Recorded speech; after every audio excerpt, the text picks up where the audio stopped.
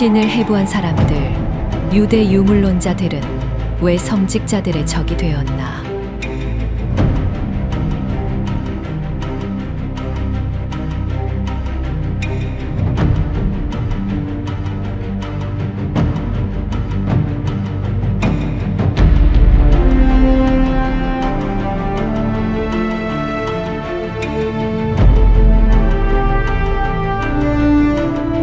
금기를 깬 이방인들. 여러분, 역사를 통틀어 가장 위험한 질문을 던졌던 사람들은 누구일까요?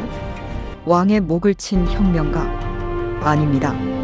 바로 인간의 영혼을 지배하던 성직자들의 권위에 정면으로 도전한 사람들입니다. 흥미로운 사실이 하나 있습니다. 지난 200년 동안 유럽과 영미권을 뒤흔들며 신은 죽었다, 종교는 아편이다, 종교는 강박증이다라고 외쳤던 가장 급진적인 사상가들. 이들의 출신 성분을 추적하다 보면 유독 하나의 공통 분모와 마주치게 됩니다. 바로 유대계 그리고 유물론자라는 키워드입니다. 카를 마르크스, 지그문트 프로이트, 에밀 뒤르켐, 그리고 트로츠키까지. 왜 그들은 수천 년간 자신들의 민족을 지켜온 유일신 신앙을 버리고 오히려 가장 강력한 반교권주의 선봉장이 되었을까요? 오늘 우리는 이들이 왜 성직자들의 가장 두려운 적이 되었는지, 그리고 그들의 사상이 어떻게 유럽을 넘어 식민지 조선의 지식인들에게까지 충격을 주었는지 그 위험한 지적 여정을 떠나보려 합니다. 자, 승차하기 전에 구독과 좋아요, 알림 설정을 누르시길 바랍니다. 채널 고정하세요. 지금 시작합니다. 파문의 철학자 스피노자로부터 시작되다.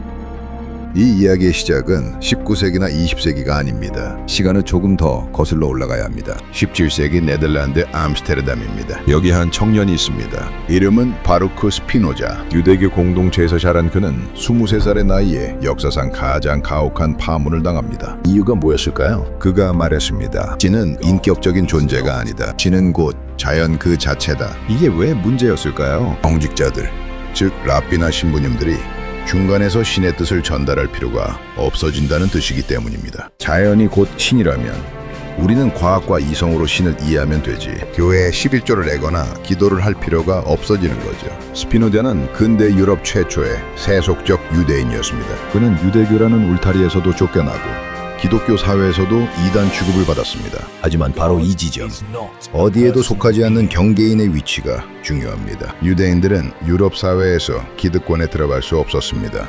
아웃사이드였죠. 그렇기 때문에 그들은 기존 질서를 지탱하는 종교적 권위를 객관적이고 때로는 아주 냉소적으로 해부할 수 있었던 겁니다. 너희들이 믿는 그 절대적인 권위?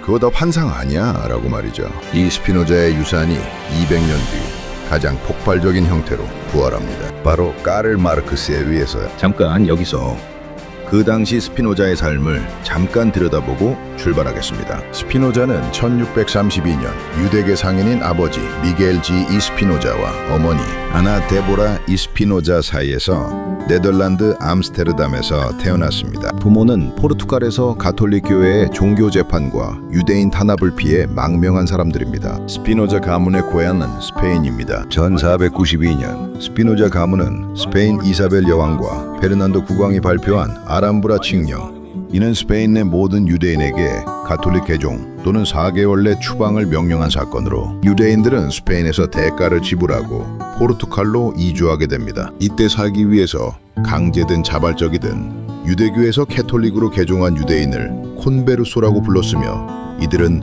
새로운 크리스찬이라는 이름으로도 불리웠습니다. 특히 스페인에서 강제 개종된 세파르딤 유대인을 아누심이라 부릅니다. 저항하다 라는 의미도 가지고 있는 아누심이란 단어는 유대교를 목숨처럼 따르는 유대인들에게는 유대교와 민족의 반역자라는 낙인, 주홍글씨가 되고 말았습니다. 강제 개종한 아누심에게 가톨릭은 돼지고기를 먹게 하는 극단의 수모를 주어서 그들을 마라노라고도 불렀습니다. 이는 스페인어에서 돼지 또는 지저분한 사람을 나타내는 말입니다. 포르투갈에서도 유럽의 종교 전쟁에 휩싸여 유대인들은 카톨릭을 선택을 강요받게 됩니다. 추방된 유대인들은 당시 스페인 사회에서 중요한 역할을 하던 고급 인력들이었습니다. 당시 유대인들은 카스티아에서 재정과 금융을 장악하고 각 지방의 행정기관과 왕실의 요직에도 진출해 있었습니다. 스페인에서 유대인 추방 결과 내수 부진과 더불어 국제 교역 감소는 스페인 경제를 피폐케 했습니다. 이는 국고 수입 감소로 직결되어 스페인 왕국은 중남미에서 대량의 금과 은을 지속적으로 가져왔음에도 수차례 파산을 선언할 수밖에 없었습니다. 그 와중에 스피노자 친할머니는 로마 가톨릭 교회에 마녀로 몰려 화형을 당했습니다. 그 후 이 가문은 프랑스를 거쳐 네덜란드에 정착하게 됩니다. 프랑스에서는 프랑스 왕국 부르봉 왕조의 첫 번째 임금 앙리 4세가 1598년 4월 13일 낭트 칙령을 선포했는데, 낭트 칙령은 종교의 자유를 보장한 유럽 최초의 법령이었습니다. 그러나 가톨릭이나 개신교 둘 중 하나를 선택할 권리였지 유대교는 해당 사항이 없었습니다. 스피노자 가족은 1615년 프랑스에서 추방 명령을 받습니다. 네덜란드는 상공업 발달을 위해 유대인 이민을 환영했습니다. 네덜란드는 종교적 자유가 가장 개방적 국가였으며 히브리어로 지나고그라는 유대인 거주 지역을 허가해주기까지 했습니다. 1632년 네덜란드 암스테르담에서 태어난 스피노자의 부모는 유대 전통에 따라 암스테르담의 유대인 회의 출생 기록부에 바위흐 스피노자라는 이름으로 글을 올렸습니다. 스피노자는 유대 공동체인 시나고그에서 전통적인 유대식 교육을 받았고 율법 학자랍비가 될 것이라고 촉망받았으나 라틴어를 배우고 그리스 철학 및 아랍 철학을 접하면서 유대 교의에 만족하지 않게 됩니다. 이후 르네상스, 데카르트 등의 사상의 영향을 받아 1951년경부터 복자적인 사상을 갖게 되고 유대교 비판과 신을 모독했다는 구실로 가혹한 탄압을 받고 파문되어 추방됩니다. 스피노자는 청소년 시기에 그 당시 최고급 기술인 안경 세공 기술을 연마했습니다. 물론 취미로 시작했으나 상당한 기술을 갖게 되었습니다. 아버지가 1654년 사망하자 21세의 스피노자는 아버지가 경영하던 수입 상품점을 물려받았습니다. 스피노자는 안경 알을 깎는 일로 어렵게 생계를 유지했으며 생전에 교수직을 비롯하여 보수나 명예를 거부하였고 가족의 유산은 누이에게 주었습니다. 스피노자는 폐병으로 44살에 세상을 떠났는데 쌓이는 안경을 깎을 때 나는 유리먼지 때문에 결핵이나 규폐증이 악화된 것으로 보입니다.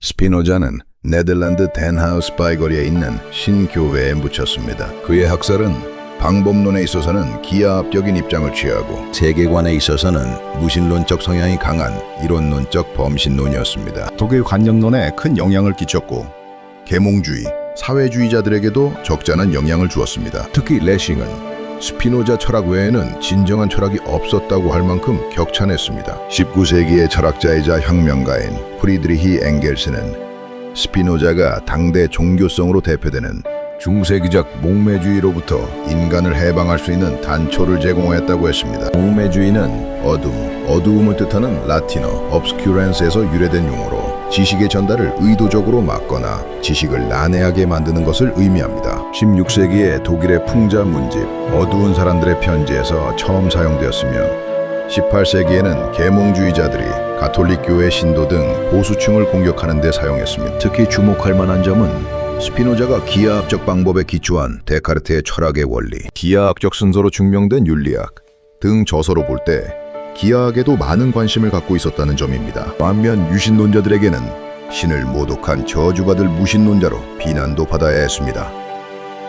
그 밖에 저서로 지성 개선론, 국가론, 에티카 등이 있습니다. 마르크스와 혁명가들, 하늘을 비우고 땅을 채우다. 19세기 유대계 지식인 카를 마르크스는 선언합니다. 종교는 인민의 아편이다. 이 말 너무 유명해서 식상하신가요? 하지만 당시 이 말은 단순히 종교 믿지 마 수준이 아니었습니다. 이것은 권력투쟁 선언이었습니다. 당시 유럽, 특히 제정 러시아나 독일에서 교회는 곧 국가였습니다. 황제는 신이 보낸 대리인이었죠. 그런데 유대인들은 어땠을까요? 러시아의 유대인 거주구역 Pale of Settlement에서 그들은 억압받고 학살당했습니다. 그들을 억압하는 주체가 누구였죠? 바로 러시아 정교회와 차르였습니다. 여기서 흥미로운 지점이 나옵니다. 러시아 혁명을 이끌었던 볼셰비키 지도부의 상당수가 유대계 출신이었다는 점입니다. 레온 트로츠키, 그리고 초기 지도부의 많은 이들에게 급진적 반교권주의는 선택이 아니라 생존이자 해방이었습니다. 교회가 무너져야 황제의 권위가 무너지고 그래야만 유대인을 억압하는 게토의 벽이 무너진다고 믿었던 겁니다. 그들은 유물론, materialism을 무기로 삼았습니다. 하늘의 천국을 기다리지 마라. 우리가 발 딛고 있는 이 땅, 물질 세계를 바꿔서 지상 낙원을 만들어야 한다. 이것은 기존 성직자들에게는 사형 선고나 다름없었습니다. 실제로 혁명 이후 소련에서는 수많은 성회가 파괴되고 성직자들이 쫓겨났죠. 이 과정에서 유대계 급진주의자들은 신을 죽인 자들이라는 비난과 함께 역설적으로 그들 자신이 새로운 이념의 사제가 되기도 했습니다. 프로이트, 영혼을 해부하여 신을 쫓아내다. 정치판에서 마르크스가 교회와 싸웠다면 인간의 마음속에서는 또 다른 유대계 천재가 성직자들을 몰아내고 있었습니다. 바로 정신분석학의 창시자 지그문트 프로이트입니다. 프로이트는 그의 저서 환상의 미래에서 종교를 이렇게 정의합니다. 인류의 보편적인 강박신경증과 세조? 그는 신이라는 존재가 사실은 어린 시절 우리를 보호해주던 아버지에 대한 그리움이 투사된 환상이라고 봤습니다. 이게 왜 급진적인 반교권주의냐고요? 과거에 사람들은 마음이 아프거나 죄책감이 들면 신부님께 가서 고해성사를 했습니다. 신부님, 제가 죄를 지었습니다. 하지만 프로이트 이후 사람들은 어디로 가나요? 정신과 의사나 상담사를 찾아갑니다. 선생님, 제가 오이디푸스 콤플렉스가 있나 봐요. 프로이트는 인간의 영혼, 죄책감, 도덕성의 문제를 종교의 영역에서 과학과 의학의 영역으로 가져와 버렸습니다. 성직자들이 가지고 있던 영혼의 치유자라는 독점적 지위를 박탈해버린 겁니다. 이것은 물리적인 교회 파괴보다 훨씬 더 근본적인 타격이었습니다. 식민지 조선으로 날아온 불꽃. 자, 이제 시선을 우리 땅 20세기 초반의 식민지 조선으로 돌려봅시다. 유럽의 유대 유물론자들의 이 불운한 사상이 한반도에는 어떤 영향을 미쳤을까요? 1920년대 조선의 청년 지식인들은 절망에 빠져 있었습니다. 나라는 망했고 유교적 전통은 무기력해 보였으며 기독교는 서구 제국주의 혹은 일제의 비호 아래 있다고 의심받기도 했습니다. 이때 박헌영, 김다냐 같은 초기 사회주의자들에게 반종교 투쟁과 유물론은 매력적인 무기였습니다. 그들은 종교는 계급 투쟁을 방해하는 마취제라는 마르크스의 논리를 그대로 가져와 조선의 무속 신앙 그리고 보수적인 기독교 교단과 충돌했습니다. 흥미로운 건 당시 조선의 지식인들이 읽었던 서적들이 대부분 일본을 거쳐 번역된 마르크스, 엥겔스, 그리고 유대계 사상가들의 글이었다는 점입니다. 유럽의 개토에서 시작된 해방의 외침이 식민지 조선 청년들의 가슴에 반제국주의와 반봉건의 불을 지른 것이죠. 그들 유대 유물론자들이 남긴 유산과 질문으로 마무리 짓겠습니다. 스피노자, 마르크스, 프로이트. 이 유대계 유물론자들은 자신들을 억압했던 종교적 권위에 맞서기 위해 하늘을 비우고 그 자리에 이성과 인간 그리고 물질을 채워 넣었습니다. 그들의 급진적인 반교권주의 덕분에 우리는 종교의 간섭 없이 정치를 논하고 과학을 연구하며 심리를 분석하는 자유를 얻었는지도 모릅니다. 하지만 질문은 남습니다. 신이 떠난 자리를 채운 이성과 과학은 과연 우리에게 완벽한 구원을 가져다 주었을까요? 아니면 또 다른 형태의 불안을 안겨주었을까요? 급진적이었던 그들의 외침은 오늘날 우리에게 당신이 맹목적으로 믿고 있는 권위는 무엇인가? 라고 묻고 있습니다.